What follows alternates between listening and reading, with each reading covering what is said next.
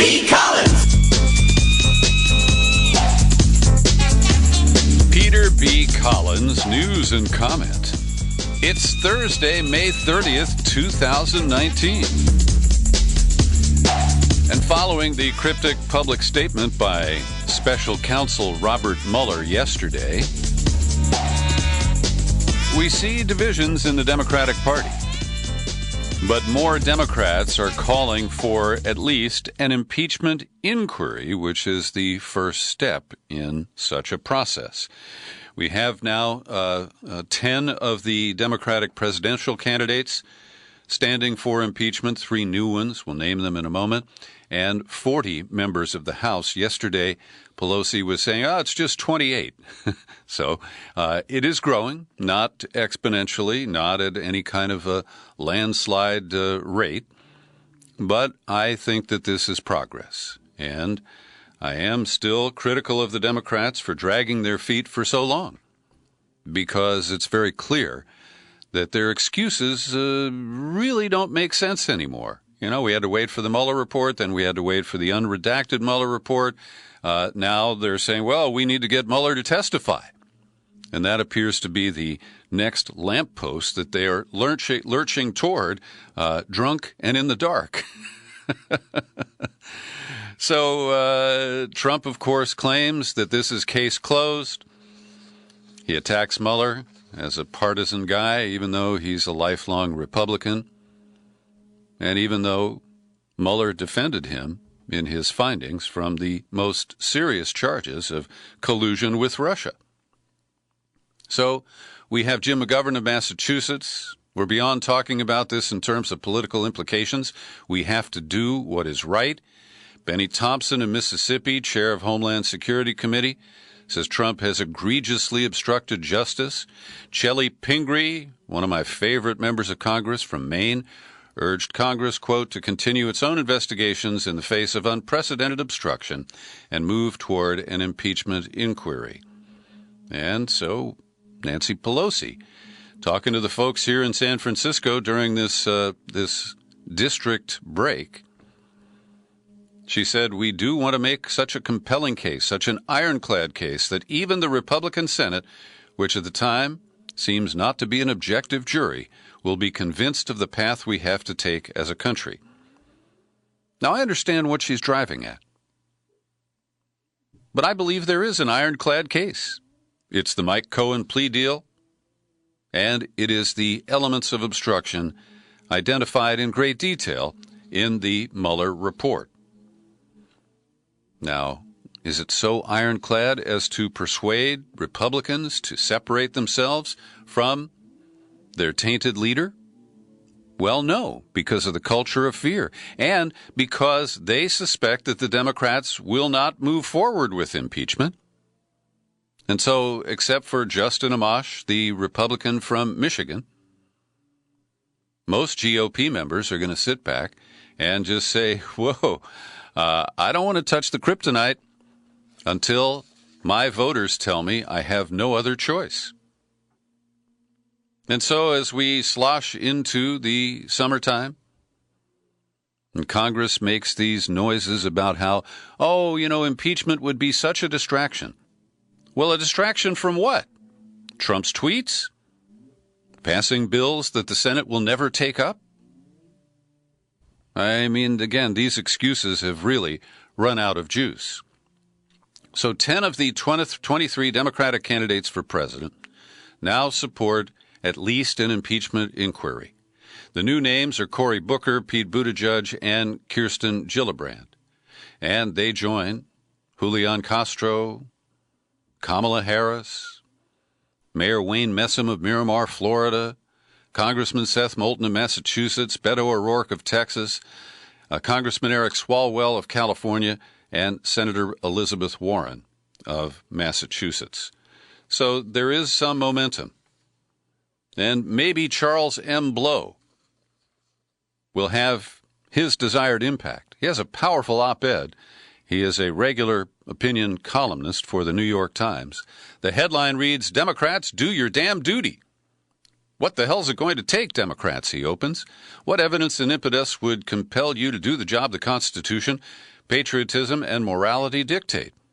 What is it going to take to make you initiate an impeachment inquiry? Your slow walking of this issue and your specious arguments about political calculations are pushing you dangerously close to a tragic, historic dereliction of duty, one that could do irreparable damage to the country and the Congress. Later, Blow continues, as set forth in the report after that investigation, that's a quote from Mueller, that if we had confidence the president didn't commit a crime, we've said so, and we didn't say that, and we didn't make a determination as to whether he did commit a crime. And, of course, many people say that the cryptic comment there is a referral for impeachment. And I do believe that it's legitimate to interpret it that way, but Mueller could have been more explicit. And that's where he plays this political game. So his cryptic comment was, the opinion says that the Constitution requires a process other than the criminal justice system to formally accuse a sitting president of wrongdoing. And Blow writes in reaction, Congress, that means you. Specifically, Democrats in control of the House, that means you. There is no right time to wait to do what you know is right. There is only now. And I find it comical, cartoonish, that Trump is reduced to calling it the I word. He's afraid to say impeachment himself. But I think Democrats need to keep using the I word, if only to make him squirm. And Blow quotes Pelosi's dodge, that it's a disruptive process, it's an opportunity cost in terms of time and resources. What the hell does that mean, Blow says? Opportunity cost is an economics term referring to the value of something that will be missed due to making of another choice. It's all calculation for the leadership. Conscience be damned. And he goes on, I am at my wit's end with the fear. I live by a different creed. Never be afraid to do what's right. And I don't believe that opening an impeachment inquiry helps Trump in 2020 and hurts Democrats. It seems to me that the Democratic leadership is worrying more about Trump's base than their own. And he closes with this. Democrats have a chance, but more important, an obligation to assert in opposition that on occasion American justice can be blind. I would argue that there is an even more profound opportunity cost to not pursuing impeachment. And Colleen Rowley, a woman I have great respect for, she's an attorney, she's a former FBI agent, an FBI whistleblower, who I've had the pleasure of talking with on many occasions. Over at Consortium News today, she reveals the real Bob Mueller. Opening, mainstream commentators display amnesia when they describe former FBI directors Mueller and Comey as stellar and credible law enforcement figures. Perhaps if they included J. Edgar Hoover, such fulsome praise could be put into proper perspective. The truth is, as top law enforcement officials, Mueller and Comey both presided over post-9/11 cover-ups and secret abuses of the Constitution, enabled Bush-Cheney fabrications used to launch wrongful wars, and exhibited plain vanilla incompetence. And she tells the story of how when she blew the whistle, remember she was at the Minneapolis office, and she tried to notify headquarters about this guy who was taking flight training. She says, I wanted to believe Mueller when he expressed some regret in our personal meeting the night before we both testified to the Senate Judiciary Committee. This is post 9/11.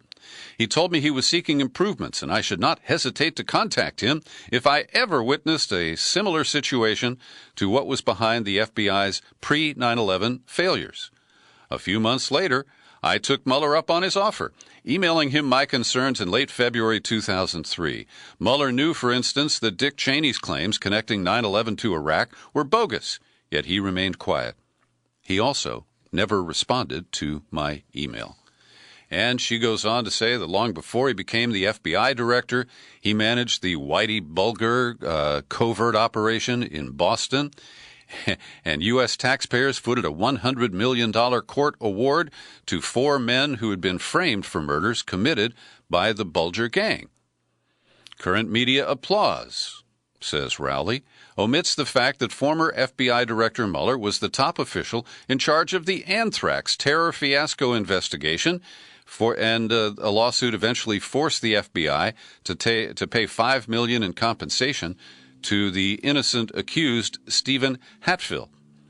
Then there are the hundreds of thousands of national security letters. I think I've mentioned that once or twice.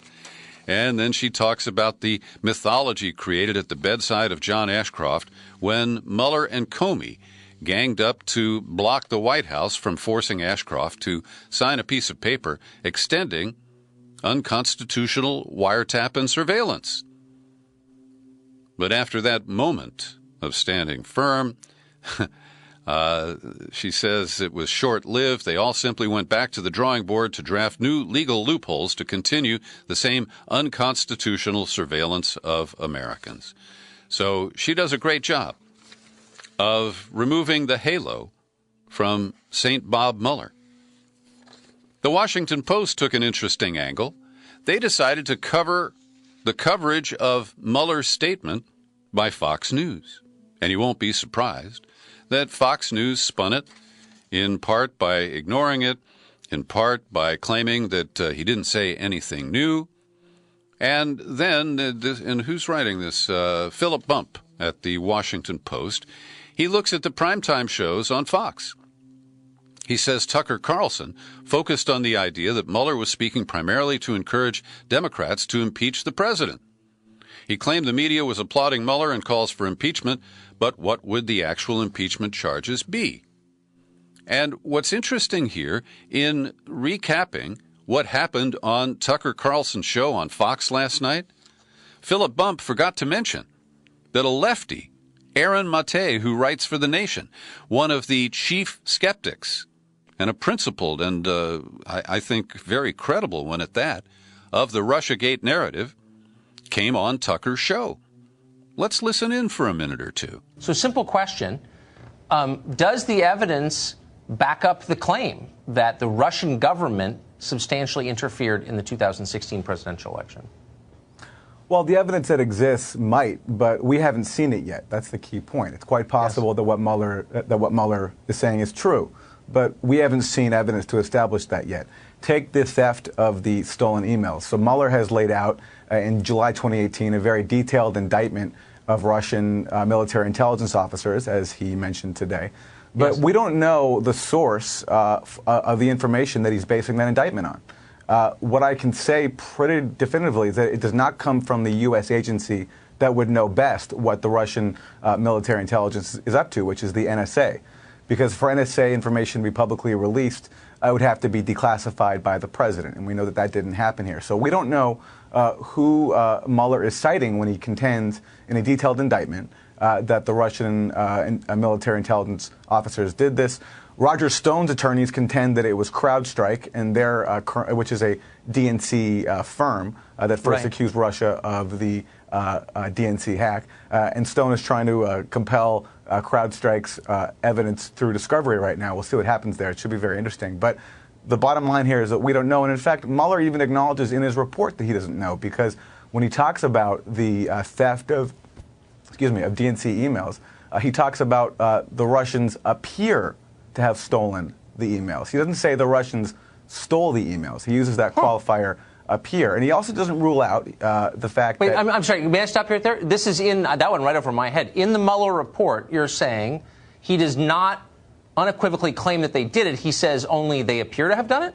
He's laying out a comprehensive timeline of what he says is the Russian effort to hack into the DNC and to steal information, and information can mean different things, because not just the emails we're talking about research that was stolen, names of employees and so forth. But what we're really concerned about is the emails. And when Mueller is talking about the DNC emails themselves, he uses the qualifier. He says the GRU appears to have stolen the emails. Now, if Mueller knew for sure that they stole the emails, he would say they stole them. And he also doesn't rule out that those emails were physically transferred to WikiLeaks in the summer of 2016, which means he also does not know for sure how those emails made their way to WikiLeaks. So, Aaron Mattei talking to the loathsome Tucker Carlson. I don't like the guy, and I'm often very skeptical of the motivation of Tucker Carlson. But in this exchange, what Mattei shows, or what he states, underscores what I've been saying, and that is that Mueller does not, very explicitly state that he has evidence that the GRU hacked the DNC, that the GRU then gave those purloined materials to WikiLeaks. He basically just confirms or affirms the assessments of the intelligence community. And because the corporate media has never challenged those in any way, it's all just taken as fact. And this was a useful exchange between Aaron Mattei. I believe that people like him should go on Fox News because those viewers need to hear, honest reporting and credible reporting. And that Tucker Carlson is the enabler here, well, it's just the way things are. Philip Bump's article goes on to point out a number of falsehoods and flat-out inaccurate statements made on Fox News following the Mueller statement. But this omission is just another example of the way the Russiagate narrative is so carefully managed and nurtured by the Washington Post and other gatekeepers like the New York Times. I mentioned Nancy Pelosi is here in San Francisco during the district work break. And she spoke at the Commonwealth Club yesterday, and in addition to deflecting questions about impeachment, she took on the issue of that phony Facebook, it's a phony video that has been doctored that makes it appear like she's on drugs or been drinking and she slurs her words. And she says that Facebook should have taken that down. And in general, I agree with her. Facebook claims, look, we have allowed people to post both versions, the original undoctored version and the doctored version, and there's an argument to be made for people making up their own minds. But Pelosi yesterday said that in the past she had given Facebook the benefit of the doubt when the company protested it was unaware of disinformation posts by Russians during the 2016 campaign designed to boost Trump's candidacy. She says the company's inaction in response to last week's video has prompted her to change her mind. Quote, "We have said all along, poor Facebook, they were unwittingly exploited by the Russians. I think wittingly, because right now they are putting up something that they know is false. I think it's wrong. I can take it, but Facebook is lying to the public." Then she said this, quote, "I think they have proven, by not taking down something they know is false, that they were willing enablers of the Russian interference in our election." Now, Nancy, I've known you for over 25 years, and this is bullshit. You cannot connect their failure to remove the video that's embarrassing to you with this unproven claim that they were willing enablers of the Russian interference. It's really sad to see her embrace such a phony notion. Meanwhile, Trump has stepped in it. He tweeted and then deleted pretty quickly this comment: "Russia, Russia, Russia, that's all you heard at the beginning of this witch hunt hoax. And now Russia has disappeared because I had nothing to do with Russia helping me to get elected." Uh-oh. Is that a Freudian slip? Or just a man who is tweeting compulsively and can't quite control himself? He's also attacked Mueller in the last day or so, saying that he never should have been chosen for the special counsel job. He was highly conflicted. He'd failed to get the job he really wanted, FBI director. He didn't want to be FBI director again. He was invited by Trump, going through the motions, as somebody who might be hired as the replacement for James Comey. But I don't think that it was ever serious. And so this is where Trump just, finds stuff that has a shred of truth to it and then bullshits the rest of the way through his statement. Here's a quote: "I think Mueller is a true never-Trumper. He is somebody that dislikes Donald Trump. He's somebody that didn't get a job that he requested, that he wanted very badly. And then he was appointed as special counsel. That's what Trump is trying to say there. Trump also, this is just so bizarre. You've probably heard about this already. The story was broken late yesterday by the Wall Street Journal. While Trump was in Japan on his state visit, he went to a naval base in Yokosuka. And one of the U.S. ships in the harbor is the USS John McCain. Now, it's actually named for all three McCains. The senator was the third man to carry that name in his family. His father and grandfather were both in the Navy. At least one of them was an admiral. And so we are told that an order came from the White House to keep the USS McCain out of Trump's view because Trump didn't like McCain. Now, Trump says that he thinks the people who did it were well-meaning. And that just shows how his staff scrambles to try to protect the fragile ego and the bizarre, petty grudges that Trump carries even against a dead man. But let's assume that his claim, "I didn't know anything about it," is true. This still reflects on a staff that thinks that is what the emperor wants. We have reached a pathetic new low here in the U.S. of A. Every day I pause for a second to thank the people who support my work here at the Peter B. Collins Podcast with your subscriptions. Today we name John Morgan, George Maschke, who's hanging out in Den Haag and just renewed his annual subscription, Judy Holloway, Steve Wazensky, they're $5 a month people. You can do it too. Just go to peterbcollins.com, click on menu, click on Become a Subscriber. You'll hit the sign-up page, and it's easy to choose a level of support that's comfortable for you. I've got copies of Vanessa Keith's powerful book about climate change and human adaptation called 2100, A Dystopian Utopia. You're going to hear her voice here in a moment, but I could get you a copy of that book with your new annual subscription. We've never heard of Thomas B. Hofeller. He died last summer. He was the Republican Party's whiz-bang guy on gerrymandering, on drawing maps that favor Republican election chances. He had played a crucial role in the Trump administration's decision to add a citizenship question to the 2020 census. And the story goes sideways because Mr. Hofeller had an estranged daughter. And after he died, she went home to see her mom, and she found a bunch of hard drives and flash drives that her father had left behind.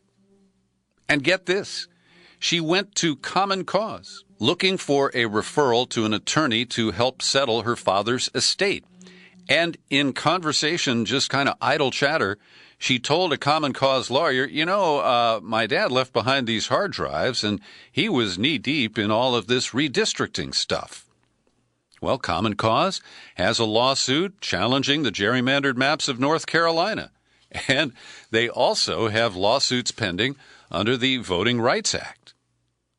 Well, what the hard drives show, and Common Cause got a court order to look at them, is that Hofeller was making false arguments that were picked up and used in the Supreme Court arguments, defending the leader of the Commerce Department, where the census runs. That's where the census is run by the government, accusing them of, and judges have ruled that lies have been told to justify the inclusion of a citizenship question in the 2020 census.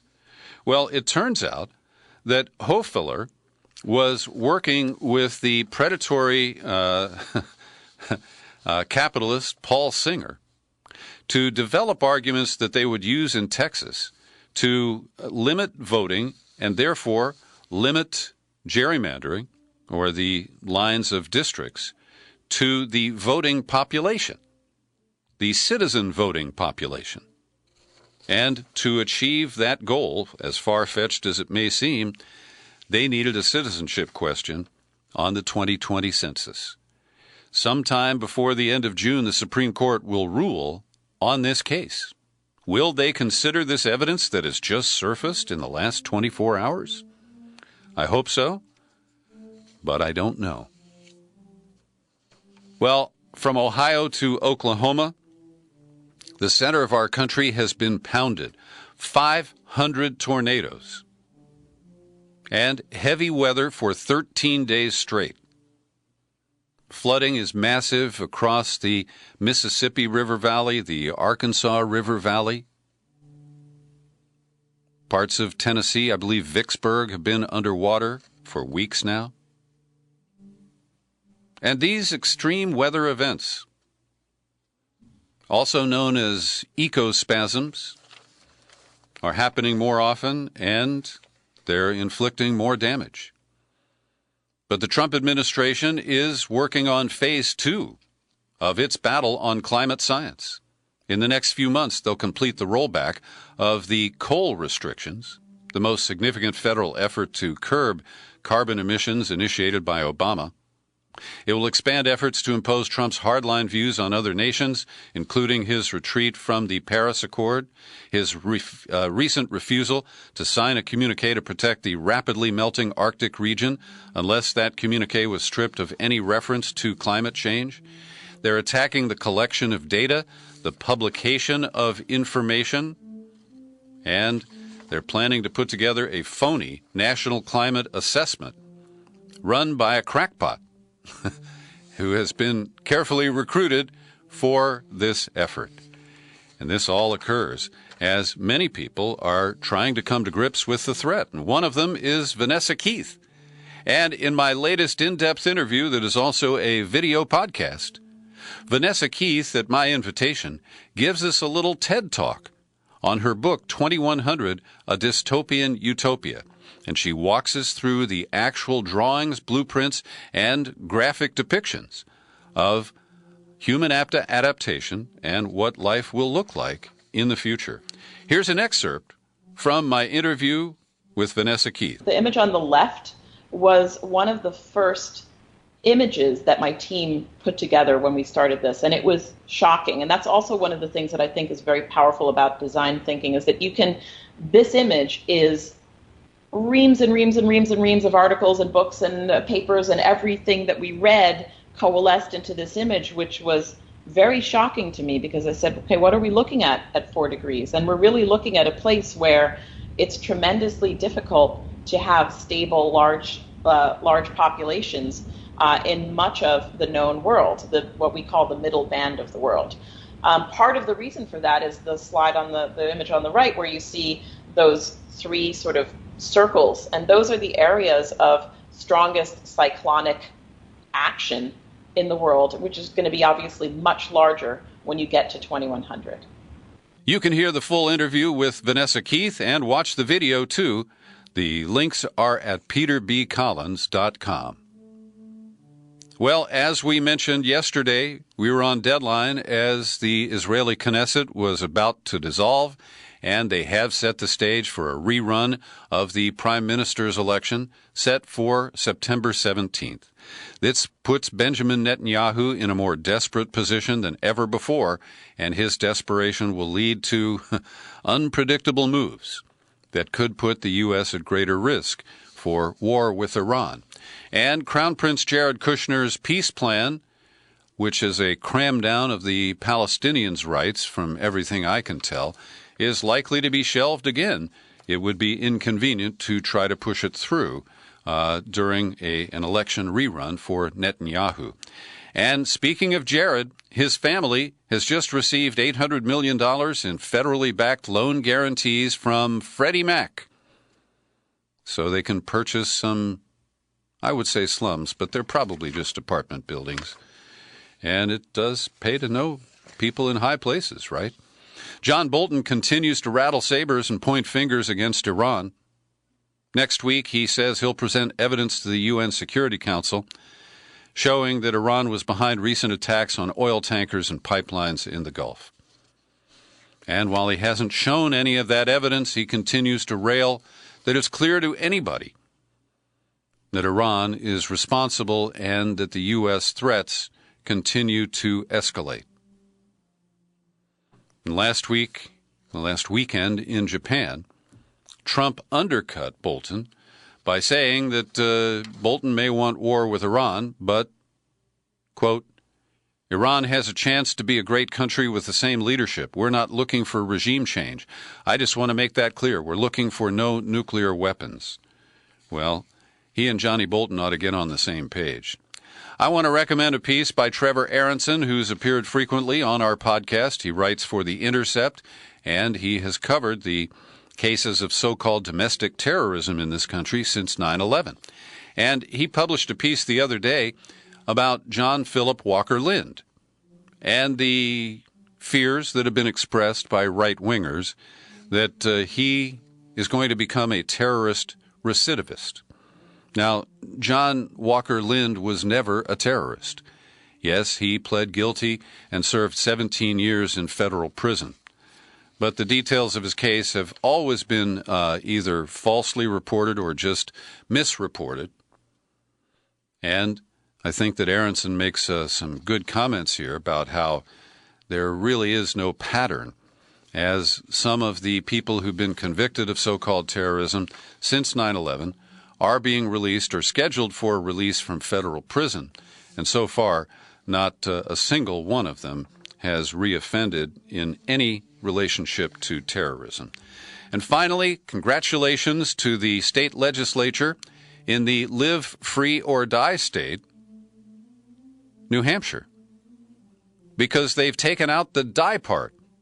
Yes, they overruled a veto by the governor, Chris Sununu, from the long line of Sununus of New Hampshire, and they have ended the death penalty. They've abolished it. They haven't executed anybody in 80 years, but I'm glad they've taken it off the books, and that sets an example for other states who continue to embrace capital punishment. Thanks for listening to this news and comment podcast. Feel free to share it all over the place. You'll find it on YouTube, and I remain Peter B. Collins. Happy trails to you until we meet again. Happy trails.